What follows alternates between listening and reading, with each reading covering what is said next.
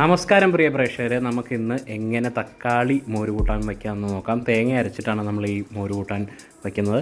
ആദ്യമായിട്ട് തക്കാളി കഷ്ണങ്ങളായിട്ട് അരിഞ്ഞ് പച്ചമുളക് ഇട്ട് അത് വേകാൻ പാകത്തിന് വെള്ളം ഒഴിച്ച് അതിലേക്ക് മുളക് പൊടി, മഞ്ഞൾപ്പൊടി, ഉപ്പ് എന്നിവ ഇട്ടിട്ട് നല്ലപോലെ വേകാനായിട്ട് ഇടണം.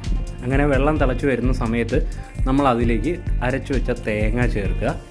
ആ തേങ്ങ ചേർത്ത് ഒരു തിളയ്ക്കുമ്പോഴത്തേക്കും നമുക്കിനി അതിലേക്ക് കരിവേപ്പില ഇടാം. കരിവേപ്പില ഇട്ട് നല്ലപോലെ ഒന്ന് ഇളക്കി ഒന്ന് സെറ്റായി വരുമ്പോഴത്തേക്കും അതിലേക്ക് ഉടച്ചു വെച്ച തൈര് നമ്മൾ ചേർത്ത് കൊടുക്കണം. മോരല്ല നമ്മൾ ഒഴിക്കുന്ന ഉടച്ചു വെച്ച തൈരാണ്. അതിങ്ങനെ നല്ലപോലെ ഇളക്കിയെടുക്കുക. എന്നിട്ട് അത് തിളയ്ക്കാൻ വിടരുത്. ഇതിങ്ങനെ ഒന്ന് പൊങ്ങി വരുന്ന സമയത്തേക്ക് ഓഫ് ചെയ്ത് കൊടുക്കുക. അതിലേക്ക് നമ്മൾ കടുക് പൊട്ടിക്കുകയാണ്. കടുക് പൊട്ടിക്കുന്നതിൻ്റെ കൂട്ടത്തിൽ നമ്മൾ ഉലുവയും കൂടെ ചേർക്കുന്നുണ്ട്. അങ്ങനെ ഉലുവയും കൂടെ ഇട്ടിട്ട് കടുക് പൊട്ടിച്ച് നേരെ മോര് കറിയിലേക്ക് ചേർക്കുക. നല്ലപോലെ ഒന്ന് ഇളക്കിയെടുക്കുക. സ്വാദിഷ്ടമായ മോര് കറി നിങ്ങളുടെ മുന്നിൽ റെഡിയായിരിക്കും. വീഡിയോ ഇഷ്ടമായെങ്കിൽ ലൈക്ക്, ഷെയർ, സബ്സ്ക്രൈബ്.